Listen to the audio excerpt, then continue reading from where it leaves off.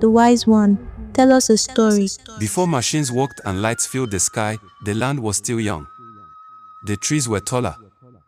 The rivers were wider. The wind smelled clean, and the sun rose without fire or smoke.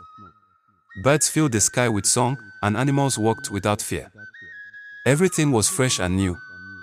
The world was full of spirit. In those days, the gods still walked among the people.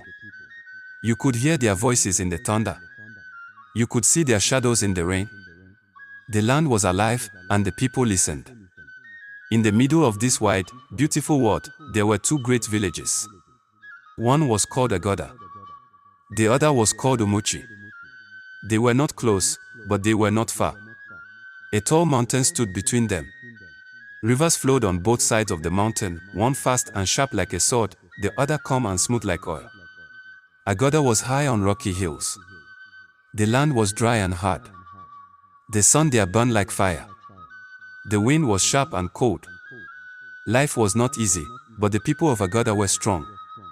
They were not soft. They did not complain. They worked, they trained, they fought. Every child in Agoda learned to be a warrior. Even the babies held sticks and shouted at the sky. Before they learned to count, they learned to fight.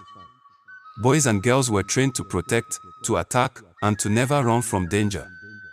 Their god was Hades, the god of war and the deep, dark underworld. Every moon, they gave him gifts. They cut their hands and poured blood on the rocks. They threw iron into the fire.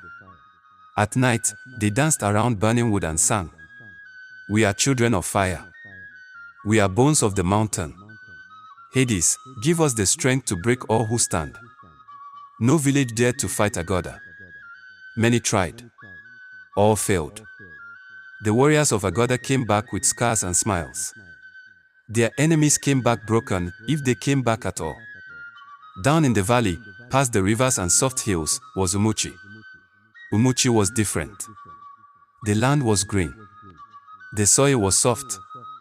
The trees were full of fruit. The rivers danced like silver snakes.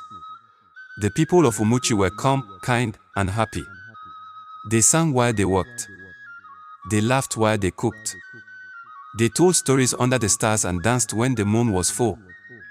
Their god was Poseidon, the keeper of water, the rivers, the lakes, the sea.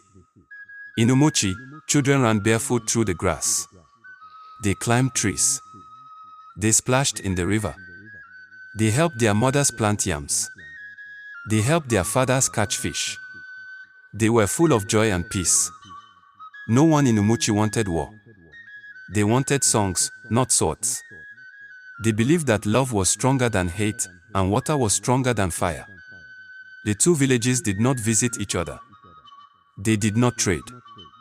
They did not fight. They lived apart, like day and night. But the gods were watching. And the land was listening. Deep under the ground, something began to shift. High in the sky, the clouds began to hide the rain. The river slowed. The winds changed. The birds stopped singing. The world was about to change. The fire was about to rise. The water was about to speak. And the story was about to begin.